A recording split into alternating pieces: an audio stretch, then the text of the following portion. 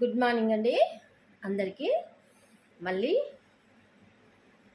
కొబ్బరి పాలు, పచ్చి కొబ్బరి పాలు తీసుకుంటున్నాండి. మళ్ళీ పచ్చి కొబ్బరి పాలు తీసుకుంటున్నాండి.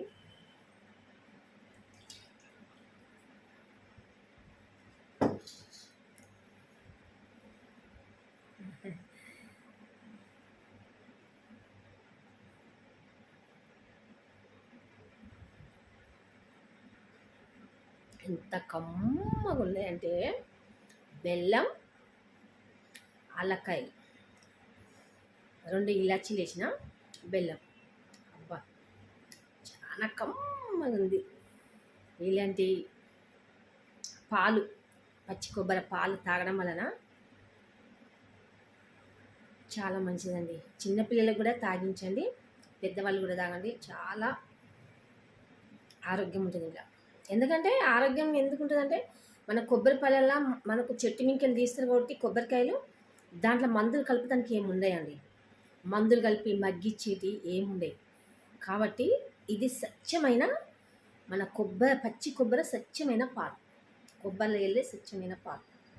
ఇలాంటివి తీసుకుంటే మనకు ఆరోగ్యం కూడా బాగుంటాయండి. ఈ రోజుల్లో బయట మందులు వేసి మగ్గించిన పనులు చేసుకున్న వలన గుండె నొప్పి, మన క్యాన్సర్, లివర్ ప్రాబ్లమ్స్ ఎన్నెన్నెన్నెన్నో వస్తున్నాయండి.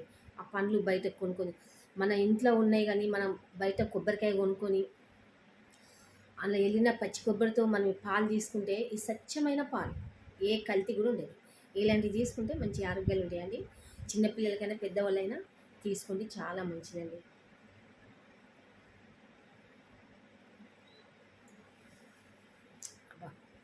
ఏం కమ్మగా ఉన్నాయి నిజంగా,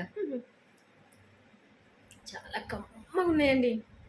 మీరు కూడా చేసుకొని తాగితే మీకు తెలుస్తుందండి. మీరు ఇది నేను చేసుకుంటే మీకు చేసుకోండి, మీకు ఈ కమ్మదనం అనేది తెలిసిపోతుంది.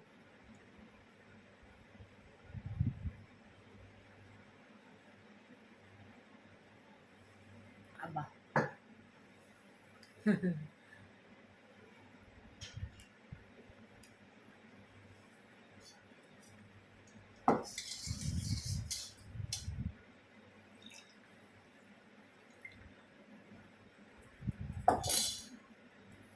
రోజు 2 గ్లాసులు తాగుతుందండి.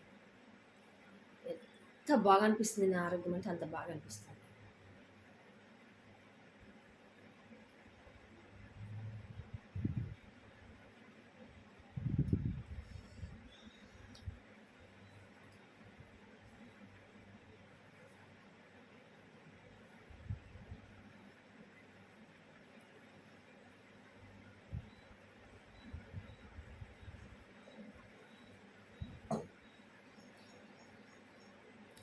కమ్మదనం అండి. మీరు కూడా ఇట్లా కొబ్బరి పాలు తీసుకోండి, పెద్దవాళ్ళు చిన్నవాళ్ళు అందరూ తాగండి, ఆరోగ్యాన్ని పొందుకోండి. ఓకే అండి, లైక్ చేయండి, కామెంట్ బాక్స్లో కామెంట్ చేయండి. బాయ్.